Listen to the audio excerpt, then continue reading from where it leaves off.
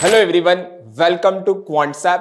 So आज जो आपण स्पेसिफिकली आपण बघणार आहोत ते जनरली बघणार आहोत एक सिंपल टॉपिक. बघा काय, can you get rich by investing in mutual fund. बघा सिंपल आन्सर आहे, आन्सर इज येस.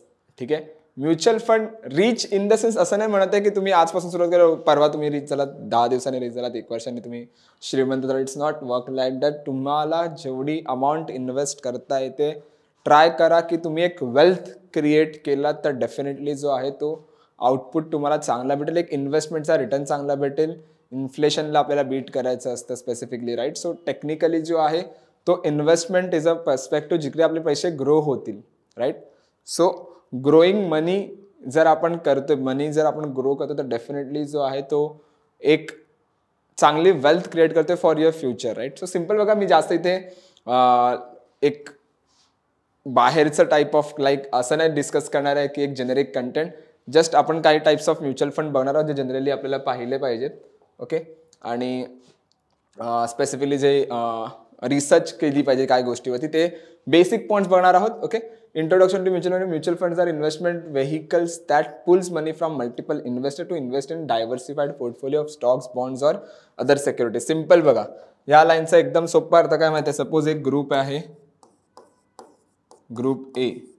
आता सपोज ह्या ग्रुप ए कडे मध्ये आहेत 100 जण. ओके, आणि त्यांच्याकडे काही पैसे त्यांना इन्व्हेस्ट करायचे आहेत, but they don't know how to invest, where to invest. आणि एक फंड मॅनेजर आहे ज्याला प्रत्येक गोष्टीचं एक नॉलेज आहे मार्केटमधला, की मार्केट आता काय आहे, कोणते स्टॉक चालतात, कोणते स्टॉक नाही चालते, सेक्टरल बेसिसमध्ये मोमेंटम काय आहे, राईट.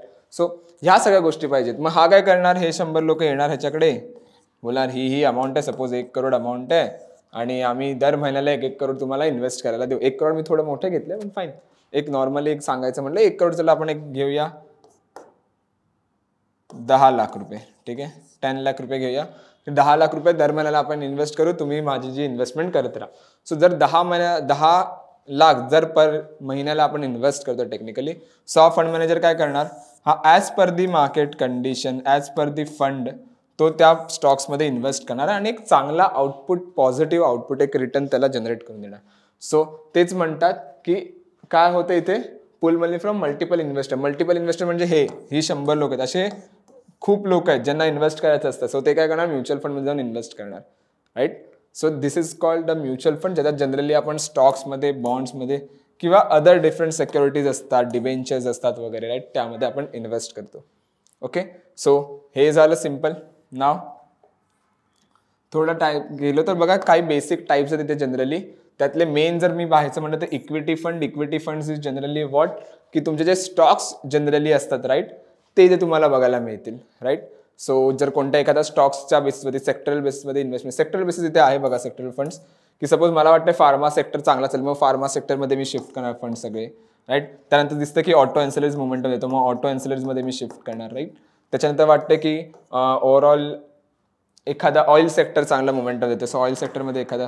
सो सेक्टरल फंड्समध्ये काय असतं की एक मोमेंटम सेक्टर वाईज डिस्ट्रीब्यूट केलं जातं. इक्विटी फंडमध्ये काय स्टॉक वाईज डायव्हर्सिफिकेशन असतं, की ह्या स्टॉकमधून त्या स्टॉकमध्ये, त्या स्टॉकमधून ह्या स्टॉकमध्ये, राईट. इंडेक्स फंड, ह्या ओव्हरऑल 6 फंडमधले हे 3 इंडेक्स फंड एक मेजरली आहे. इंडेक्स फंड मीन्स व्हॉट, की जर तुम्ही निफ्टी पाहिला असाल किंवा सेन्सेक्स पाहिला असेल, त्याच्यामध्ये जे स्टॉक्स लिस्टेड आहेत, सो जसं जसं निफ्टी मोमेंटम देणार तसं तसा तुमचा जो इंडेक्स आहे तो मोमेंटम तुम्हाला द्यायला सुरुवात करतो, राईट. सो लेट्स सी, मला दिसतं की इंडेक्सने ओव्हरऑल काही वर्षामध्ये 20%चा रिटर्न द्या, 30%चा रिटर्न द्या. सो टेक्निकली मी काय करणार, मी माझा जो पोर्टफोलिओ आहे, माझा जो म्युच्युअल फंड मॅनेजर आहे तो त्याला रेप्लिकेट करतोय. सो माझा ओव्हरऑल जो रिटर्न येतो त्या पर्टिक्युलर इंडेक्सच्या रिटर्न सारखाच येतो. Okay, so this is the thing जे असतात, राईट. नेक्स्ट जर मी सांगायचं म्हटलं इथे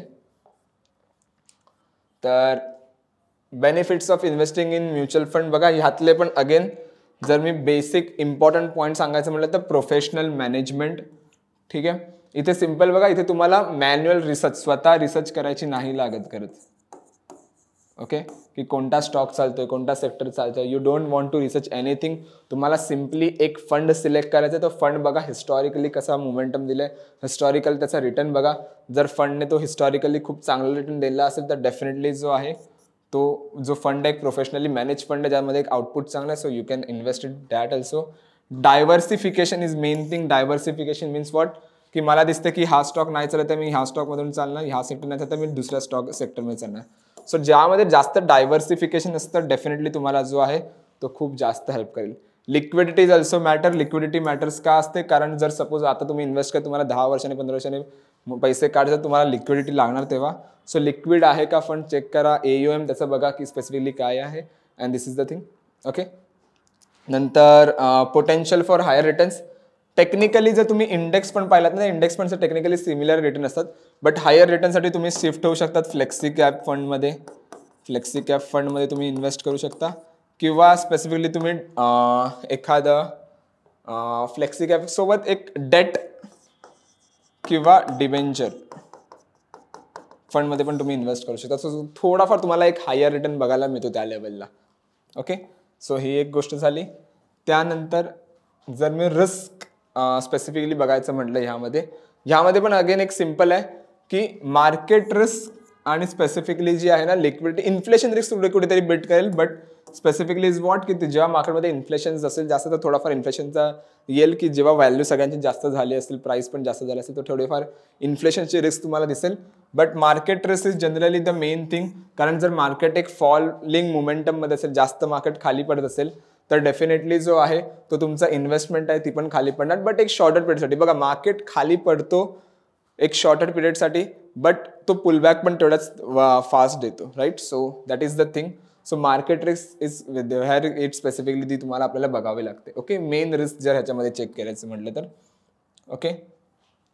आणि सिम्पल जर मेन टॉपिक बघा ह्याच्यामध्ये आहे compounding over a time. Simple, जेवढा जास्त तुम्ही म्युच्युअल फंड जेवढा जास्तीत जास्त तुम्ही जर ह्याला होल्ड केलात, तेवढा जास्तीत जास्त तुम्हाला एक चांगला रिटर्न बघायला मिळतो. कंपाऊंडिंग इंटरेस्ट स्पेसिफिकली रिटर्न तुम्हाला इथे बघायला मिळेल, राईट. SIPs करा मिनिमम ॲटलिस्ट बघा 500 रुपयाने पण SIP सुरू होते, 100 रुपयाने पण SIP सुरू होते. So it's not a big amount जे आपल्याला इन्व्हेस्ट करायला लागते. 500, 1000, 2000, 3000, 10000, 12000 द्या बेसिकली इन्व्हेस्टमेंट कसं, which is a very good thing. तुम्ही त्या करू शकतात आणि एक वेल्थ क्रिएट तुम्ही करू शकतात. थोडासा जो व्ह्यू आहे तो तुम्ही लॉंग टर्म ठेवा. जेव्हा पण तुम्ही इन्व्हेस्टमेंट कराल तेव्हा एक लॉंग टर्म व्ह्यू ठेवा, लॉंग टर्म पर्स्पेक्टिव्ह ठेवा तुम्ही जेव्हा इन्व्हेस्ट करत असाल तेव्हा. चुझिंग द राईट फंड, बरेच ॲप्लिकेशन्स आहेत, बरेच डेटा पॉईंट्स आहेत वेबसाईट, तुम्हाला एक चांगला फंड शोधायला तुम्हाला हेल्प करेल. Understanding the market cycle is simple is what की मार्केट सायकल बघा, मार्केट जर सायकल बुलिशनेस असेल, मार्केटमध्ये एक चांगला बुलिश, तुमचा फंड पण चांगला बुलिश मोमेंटममध्ये ट्रेड्स बनवत एक चांगला मोमेंटम बघायला मिळेल. जर मार्केट खाली पडेल तो एक चांगला पॉईंट ऑफ व्ह्यू इन्व्हेस्टमेंटचा, कारण तुम्हाला स्वस्त गोष्टी, but still you are holding this two thing, कारण मार्केट जसं खाली पडतो एक शॉर्टर पिरियडसाठी पडतो, पण एक ओव्हरऑल पिरियडमध्ये लॉंग रनमध्ये तुम्हाला एक चांगला रिटर्न बघायला मिळतो. Managing the expectations managing means what की तुम्हाला एक्सपेक्ट आहे की मार्केटमध्ये 15-20% रिटर्न तुम्हाला ऑन अँड ॲव्हरेज मिळाला पाहिजे इयरली बेसिस. थोडाफार रिस्क करा. जर हा फंड नाही चालत तुम्ही सगळे शिफ्ट इकडे करा, ह्या फंड नंतर तुम्ही सगळे शिफ्ट इकडे करा, असं तुम्ही इथे करू शकता. ओके. झालं, सिम्पल आहे. नाव जेव्हा पण बघा तुम्ही कोणताही फंड जेव्हा सिलेक्ट करत असाल ना, 2 ते 3 गोष्टी लक्षात ठेवा. सेट क्लिअर फायनान्शियल गोल. तुम्ही इन्व्हेस्टमेंट करता तर असं नाही पाहिजे की मी आता इन्व्हेस्ट केलं आणि मला परत 6-7 महिन्याने काढायचे पैसे. एक फायनान्शियल गोल सिलेक्ट करा की मला ह्या 10 वर्षानंतर मला एवढी अमाऊंट ऑफ मला जमा करायचे, एवढा माझा वेल्थ असला पाहिजे, तो एक माइंडसेट असू दे. किंवा मला ह्या 4 वर्षानंतर एक गाडी घ्यायची, ह्या 3 वर्षानंतर मला एक गाडी घ्यायची, एक लँड घ्यायचे, घर घ्यायचे, रेंट बंगला घ्यायचं, जे काय तुम्हाला घ्यायचं त्या एक फायनान्शियल गोल सेट करा. तुमचा ऑटोमॅटिकली जी अमाऊंट आहे ती स्वतः तुम्ही इन्व्हेस्ट करायला सुरुवात करा, राईट. रिस्क टॉलरन्स, तुम्ही रिस्क किती घेऊ शकता त्या बेसिसवरती थोडंफार बघा. डायव्हर्सिफाय युअर इन्व्हेस्टमेंट, जसं मी म्हणालो थोडंसं डायव्हर्सिफिकेशन असेल which is well and good, कारण तुम्हाला एक रिटर्न चांगला बघायला मिळतो, right. Monitor and review your portfolio. जो पण तुम्ही इन्व्हेस्ट कराल ना कोणत्याही वेबसाईटने, कोणत्याही ॲप्लिकेशनमध्ये, तुम्हाला स्पेसिफिकली जो आहे तो तिकडे मॉनिटर करतात की तुमचा फंड कसा देतोय रिटर्न ओव्हरऑल पिरियड ऑफ टाईममध्ये. ओके. सिम्पल गोष्ट, ह्या बेसिक गोष्टी तुम्ही लक्षात ठेवा. आय होप तुम्हाला ही व्हिडिओ आवडली असेल.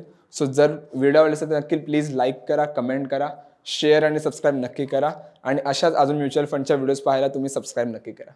Thank you so much everyone. Thank you so much for a time.